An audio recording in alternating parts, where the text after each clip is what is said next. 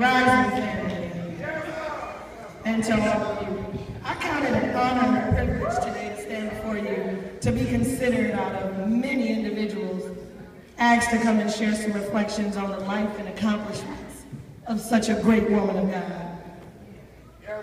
My name is Sandra Johnson. Ms. Vera and I may not have been the closest of friends, but like many of you here today, each and every time I saw her, she made me feel like our friendship had withstood the test of time. That's just who she was. She cared for and about everyone. I'd like to think of Ms. Vera and I as co-laborers in our journey in pursuit of civil rights and economic empowerment and health and well-being of our community as a whole.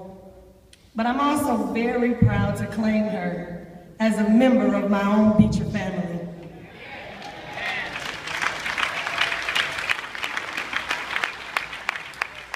During this past week, I found myself in a little bit of a conundrum. I was searching my feelings and my words, trying to figure out exactly what I could say about Ms. Vera.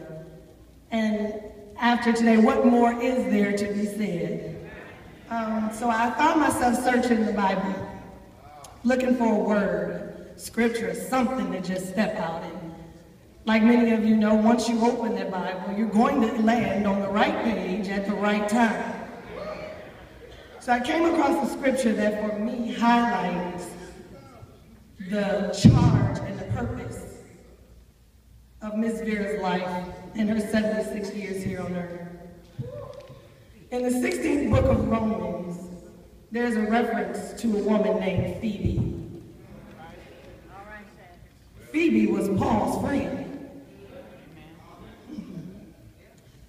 Similar to Ms. Vera, Phoebe often found herself in the company of some of her community's top decision makers, male leaders.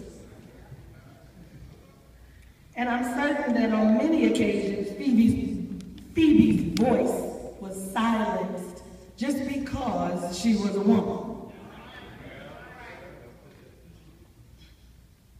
But I'm also convinced that Phoebe kept going to those meetings and that she kept walking with Paul. So much so that one day Paul took notice of Phoebe, and he took notice of her character and her spirit and her love of the Lord. And Paul realized that he couldn't do that great life-changing work by himself. So one day when he had to make a journey that he knew he himself could not make, Paul wrote a letter. And he gave the letter to Phoebe to take along with her. Paul's letter said, "I commend to you our sister Phoebe, a servant of the church. I ask you to receive her in the Lord in a way worthy of his people, and to give her any help she may need from you. For she has been a benefactor of many, including me." Now Phoebe took that letter and she didn't know what was in it. But being the servant leader that she went on about her way to do the work of the Lord. I think of Ms. Vera like Phoebe. God trusted Vera B. Rison. He gave her a letter, a vision, and a purpose.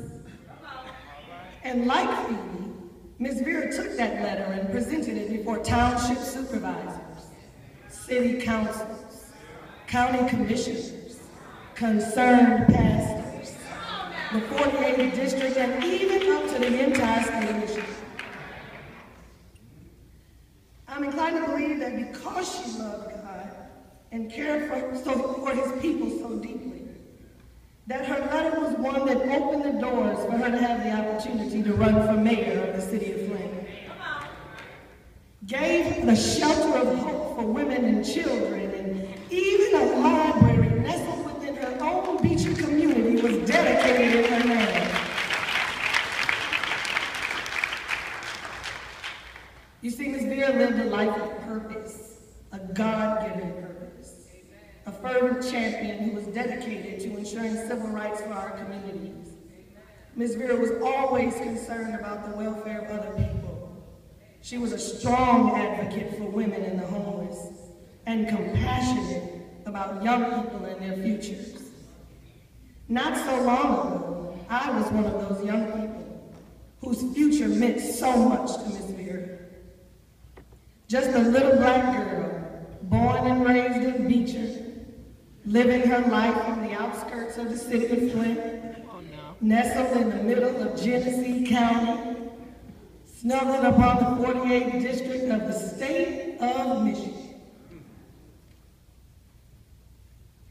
I was fortunate to know, blessed even, to know the likes of Miss Vera and to have someone to look up to in my neighborhood.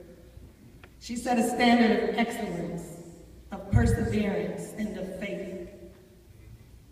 She let me know that I can do all things through Christ who strengthens me,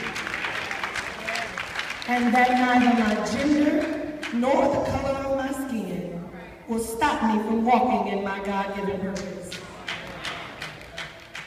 So I stand before you all today, Rose and Mary, Renee, Brian, Lance, Trey, Miss Pat, Frida, all of you, the entire Rison family, to let you know that your mother, your aunt, your sister, and your friend's legacy will live on. Not only through each of you, but through those like me, who after reflecting on the life and purpose of Miss Vera B. Rison, stretches out my hand to receive her baton, to seek God for my very own legacy, that I, like Phoebe and like Miss Vera,